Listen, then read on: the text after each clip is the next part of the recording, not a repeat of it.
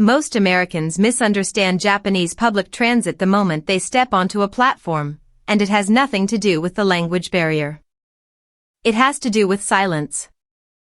In Japan, talking on your phone while riding is considered genuinely rude, not mildly frowned upon. And that one norm, once you understand why it exists, exposes something most Americans have never had to think about. Here is the first thing that catches Americans off guard. Segment 1. The silence norm is not a suggestion. Step onto a commuter line in Tokyo during rush hour. Hundreds of people packed into one car.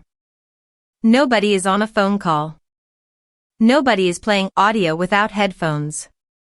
Conversations are kept low. The default is quiet. This is not a posted rule most riders consciously read every morning. It is a shared behavioral agreement that gets passed down through social observation. Children learn it by watching adults. New riders absorb it within a few trips. Now compare that to the American default. On a bus or subway in most American cities, audio from phones, loud conversations, and speakerphone calls are common. Not because Americans are rude, but because there is no shared agreement that public transit is a quiet space. Nobody ever established one. The norm simply never formed.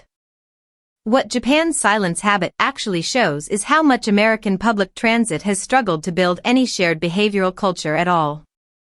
When a system is underfunded, inconsistent, and used mostly by people who have no other choice, shared norms are hard to develop.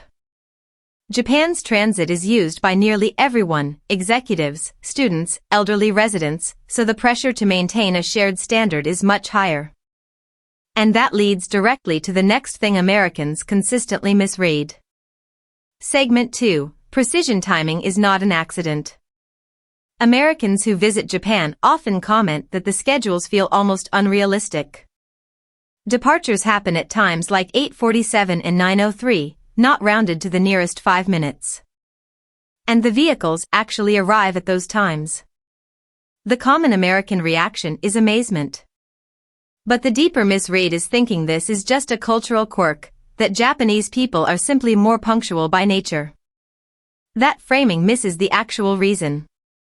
Japanese transit operators are measured against published timetables, and delays are tracked and reported publicly. The accountability is structural, not cultural. The system is built so that precision is the expected baseline, and deviation gets noticed. In the United States, transit schedules are often treated as estimates. Riders adapt to that uncertainty by building buffer time into their plans. Over years, that adaptation becomes the norm, and the expectation of precision disappears entirely. It is not that Americans do not want reliable transit. It is that the system never required them to expect it. Japan's precision timing does not prove Japanese people are different. It proves that when a system is designed around accountability, behavior follows. Segment 3. The no-eating norm and what it says about space. On most Japanese commuter lines, eating while riding is considered poor form. There are exceptions. Long-distance express services sometimes allow it, but on daily urban routes, you do not eat. You wait.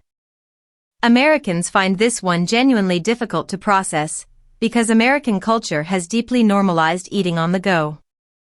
Eating in the car, eating while walking, eating at your desk, these are not just habits, they are practical responses to a lifestyle built around driving and long commutes with no shared space standards.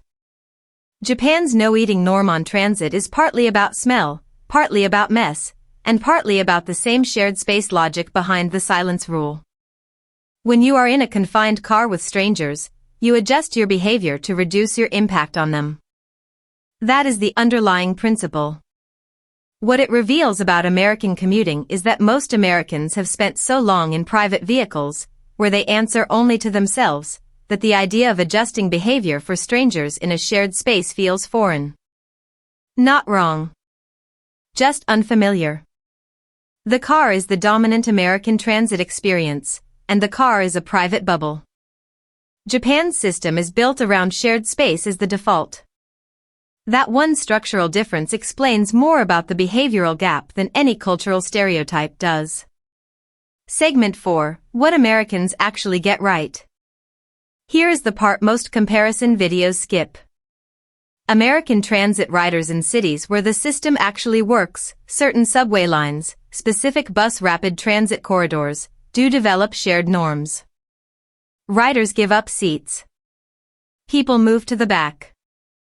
Quiet cars on commuter rail are respected. The behavior is possible. The infrastructure just has not made it the default at scale.